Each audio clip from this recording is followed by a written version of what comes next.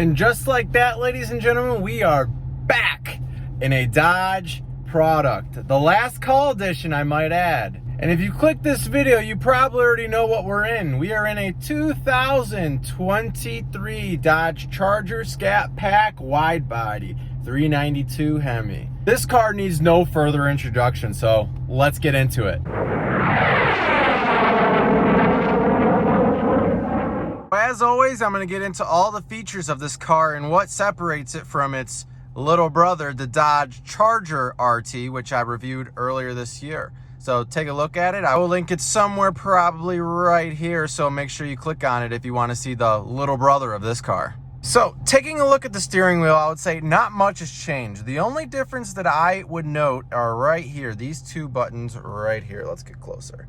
These two buttons are to keep you from getting too close to the car or to keep you, make you farther away from the car when you're on cruise control. Basically, it'll just keep a certain distance away from the car in front of you. But other than that, on the steering wheel, everything else is the same. You got your menu buttons right here, your call answer, your call decline, your Siri button, your cruise control settings right here. So this is your cruise control set plus, cruise control set minus, restore, and cancel. There are no blank buttons on the steering wheel, which is a nice feature. It does just say Dodge, which is I would like to see the SRT badge here, but obviously for Hellcats only.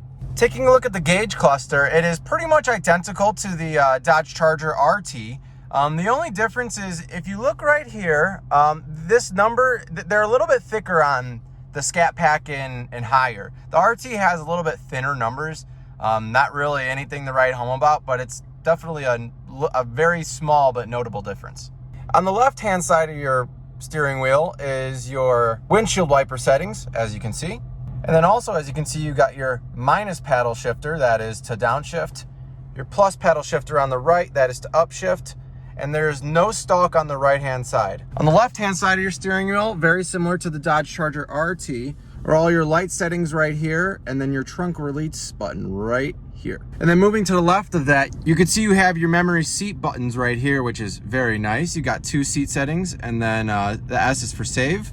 You do have some leather stitching right here, which is different than the Dodge Charger RT that I drove at the very least. The Dodge Charger RT was spec'd out with the I'll link it right here. It was very ugly pattern, and that is the pattern that goes throughout pretty much the whole entire car. Right here are your locks, your window buttons right here. Two are auto, which is very nice. I like that very much. And then your mirror adjustments right here. Looking underneath, you got your dead pedal, just your rubber dead pedal, metal brake and accelerator, which is very cool. And then your e-brake is to the left of all of that, right there. Now, taking a look at the entertainment center, that's where things start to change a little bit. Right here on the Dodge Charger just says Sport.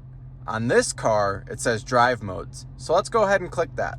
Now you pop up a screen right here, which lets you control everything about your engine. Now, since this is not my car, I did not go too crazy. All I did was just put it in Sport mode instead of Auto. Auto basically keeps you in Eco mode the whole entire time, which basically makes this car feel like a dog. It honestly feels slower than the Dodge RT the Dodge Charger RT, I should say, when you're driving it. Put it in Sport mode, that's when you really hear the thing open up. It is a very fast car. You have another button right here, which is much different than the Dodge Charger RT. This is a launch button, so if you're sitting at a red light and you want to launch, that's what you do. And then your launch control settings are right here. Everything else is fairly standard. You got your mute button, hazard button, traction control off button. Obviously, like we talked about earlier, the drive mode and launch button. Lane keep assist off, parking assist off, volume button, and tuner button. And tuner knob, I should say. Underneath all of that is all your climate controls. You got your front, rear defrosts, heat up, cool down, heat up, cool down, AC, recirculate, and the adjustment knob. You can also adjust all your climate controls through the screen. So all you gotta do is click the climate control button and you can adjust it all through here. So double duties, very nice. Underneath all of that, you just got a little bit of storage for some sunglasses, a 12-volt DC charger, and then moving backwards, you just got your gear selector, which is the same in every single Dodge Charger. I haven't driven a Hellcat yet, so I cannot tell you if that's the case, but also they also always have this little cubby you could put your your key in there or really whatever you need to. 2 cup holders right here, which closes like so. It's actually a very smooth close. It doesn't feel very cheap at all. And then moving to the center console, you got a little bit of storage here for up top. And then if you move that, you got a lot of storage underneath there. Very nice. Nothing really to write home about. And you have 2 USB-A ports instead of USB-C. This car will never have USB-C because this is the last year it'll ever be made. Now, as you know, if you're watching this, you've probably watched other Charger videos. The back seats are plenty spacious, as you can see. Plenty of room. I have not moved my seat up forward at all, and you can tell that there is plenty of space back here. So you have kids, you have adults, does not matter. They will probably fit back here unless they are Shaquille O'Neal. The seats are what everybody loves. Everyone wants this little stitch in the middle of their seat. Unless they have a Hellcat, then of course they do not want that. But everything else is exactly the same as the Dodge Challenger Trans Am Edition that I drove. It has the very soft Alcantara seats with the leather on the side. Leather headrests are very squishy. And also one other thing to note, which I did note on the Dodge Challenger as well, are these are heated and ventilated seats, and you can see the perforations. That's where the air comes through. Very nice. Here's a look at the 392 badge that's on the passenger side of the car. It is very nice, and what else can I say? Now, first impressions when I drove this car, when I first put the pedal to the metal, a little underwhelming, but let me explain. Every single time I got into this car, it might be a setting that the owner of this car put on it. It goes into auto mode, which basically puts in eco whenever you're driving, which makes this car very slow, like I said earlier. The second you put it into sport is the second this car feels fast. I put it into track and it seems like it just shifts super duper quick. So normal road driving, I would not recommend that. It's probably really hard on your transmission. It shifts so fast, especially, well, it shifts super fast when you put the pedal to the metal, I should say. This car has a little bit more horsepower than the Mustang GT. And I must say, the Mustang GT does feel faster. This car truly does feel heavy. I wanted to say otherwise because I like proving the haters of these cars wrong, always saying that they're boats, but it definitely is a very heavy car. It does feel a little bit slower immediately, but it has so much torque, that's where it kind of separates itself from the Mustang. And if you're watching right now, obviously you have noticed that I am wearing glasses. That is a first in a YouTube video. So comment below what you think about that. So right now I'm gonna give you what everyone loves to hear. I'm gonna rev the car up as high as it can go. There are no rev limiters, so I'm not gonna redline it because it's not my car, but I'll give you guys some good revs, let you hear it. I gave it a cold start for you. It hasn't been started in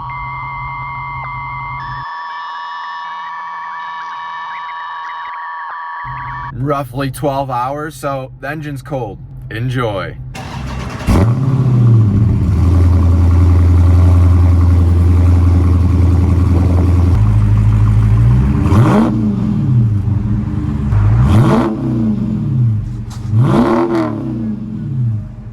Now, after hearing the cold start and all the revs, you could probably tell why it's a little bit different than the Dodge Charger RT. There is no rev limiter on this car, which if you watch the Dodge Challenger video that I posted or the Dodge Charger video that I posted, there are rev limiters on both of those cars. They hold you at 4,500 RPMs, which is ridiculous. Come on. But realistically, I don't think that this car is head and shoulders above the RT. And I'm just giving my own opinion here. I think this car is plenty fast, but does it justify that big of a price difference between the RT or the Scat Pack?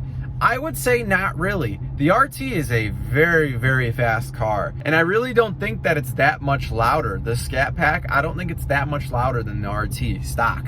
But obviously the one huge difference that everyone wants is the wide body.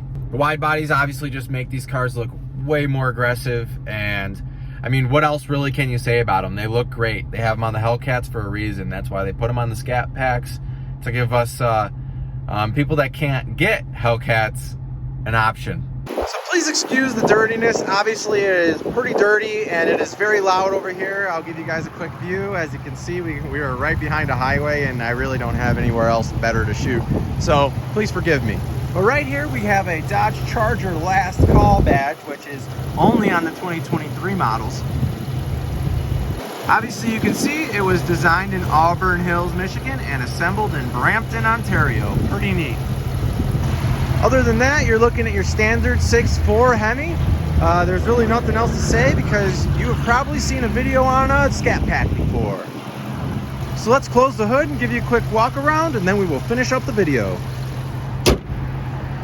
Hood is now closed. Here's the front. As you can see, I have unalived some of these bugs here, so let's keep on going to the side so we don't have to look at that.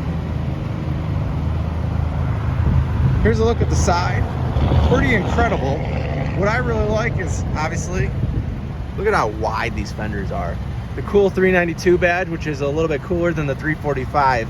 What's weird is the 345 badge only says 345, where this one says 392 Hemi. A little bit different. Now walking around to the rear, you can see it does not say Scat Pack anywhere, but you do have your Raging Bee, whatever you want to call that guy. You got the bee on the back. Pretty neat. And you can see my feet. That was weird. I'll get really close for you guys so you can hear the exhaust note.